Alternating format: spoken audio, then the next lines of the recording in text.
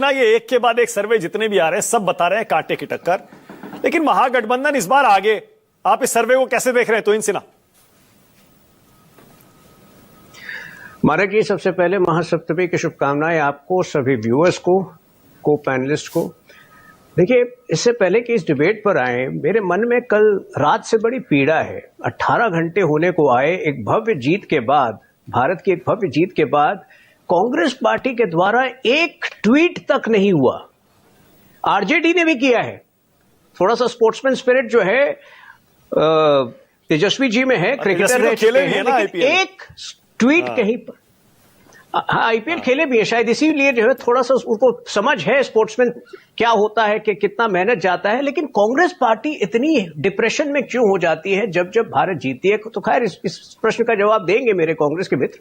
जहां तक ये सर्वे का सवाल है, अभी अमिताभ जी ने ही कहा आपके शो में, अमिताभ जी खूब बहुत अच्छी तरह जो है सर्वे से वाकिफ हैं, कि केवल 10 से 15% लोग ही सीएम कैंडिडेट को आधार बनाकर वोट देते हैं। तो आप समझ सकते हैं कि ये कितनी सीमाएं हैं, कितनी लिमिटेशन है इस सर्वे में। दूसरी बात, देखिए, ये दिल बहलाने के लिए ये सर्वे बहुत कम आते हैं। हमने बहुत सारे सर्वे पिछली बार भी देखा, हरियाणा चुनाव के पहले, महाराष्ट्र चुनाव के पहले। सत्य ये है कि ये लोग जो हैं आरजेडी और कांग्रेस समय से पहले पीक करते हैं और जैसे जैसे चुनाव करीब आ रहा होता है वो गायब हो जाते हैं। जैसे राहुल गांधी अभी गायब हैं। और मैं आपको जो है, चूंकि मैं भी 30 साल से बहुत क्लोजली बिहार की राजनीति को फॉलो किया और आज भी जो है निरंतर हर रोज जो है फीडबैक लेता रहता हूं ग्राउंड से, ये धीरे धीरे एक तरफा चुनाव होता जा रहा है। जो सारे मुद्दे थे आरजेडी और कांग्रेस के ध्वस्त हो चुके हैं। वोट चोरी तो कभी था ही नहीं, और विशेष तौर पर इस बार अप्रत्याशित संख्या में महिला वोटर्स जो है एक तरफा वोट करेंगी। जो नीतीश कुमार जी ने काम भी किया है, नीतीश कुमार जी की सरकार ने मुख्यमंत्री महिला रोजगार योजना भी पिछले सप्ताह लॉन्च हुआ, तो अप्रत्याशित संख्या में महिला वोट जो है हमें मिलने वाला है। और भी फैक्टर्स हैं जो विकास बिहार ने देखा है सरकार के नेतृत्व में। प्रो इनकम्बेंसी का दौर है। पूरी जिम्मेदारी के साथ कह रहा हूं, एक तरफा चुनाव। आपने कहा इनके सारे के सारे जो मुद्दे हैं वो ध्वस्त हो गए। एक मुद्दा तो आपका भी ध्वस्त होता हुआ दिखाई दे रहा है, और वो है भ्रष्टाचार का मुद्दा।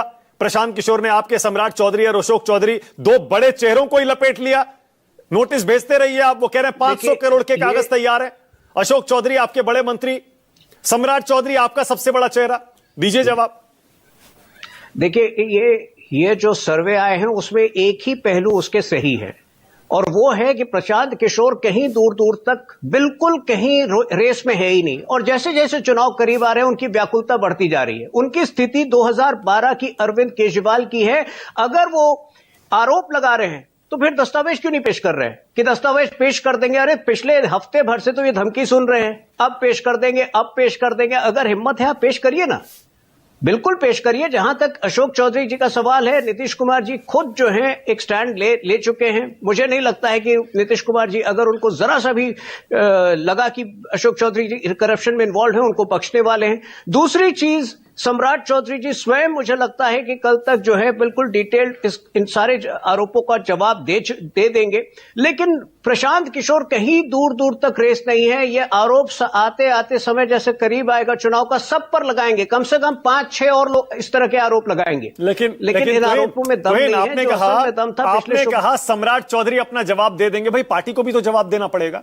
वो कह रहे हैं नाबालिग साबित कर दिया, खुद को हत्या के केस से बचने के लिए उनकी गिरफ्तारी होनी चाहिए। एफिडेविट में जानकारी नहीं देते हैं, नाम कुछ का कुछ बताते हैं, एज कुछ की कुछ बताते हैं। ये सब 20-20, 25-25 साल पुराने मामले हैं, तो निश्चित रूप से प्रथम जवाब जो है उनकी तरफ से आएगा। और उसके बाद पार्टी तो मान रही है कि प्रशांत किशोर के आरोपों में कोई दम नहीं है, वरना दस्तावेज के लिए वो प्रतीक्षा क्यों करें? क्या मुहूर्त देख रहे थे? दशहरा के दिन का मुहूर्त देख रहे हैं? आज के आज उनको दस्तावेज के साथ आना चाहिए था। तो प्रशांत किशोर के आरोपों में कोई दम नहीं है। भ्रष्टाचार जो है केवल और केवल आरजेडी, भ्रष्टाचार और क्राइम जो है उनकी डोमेन है, वहां हम नहीं घुसते। ठीक है, ओके। अजय उपाध्याय।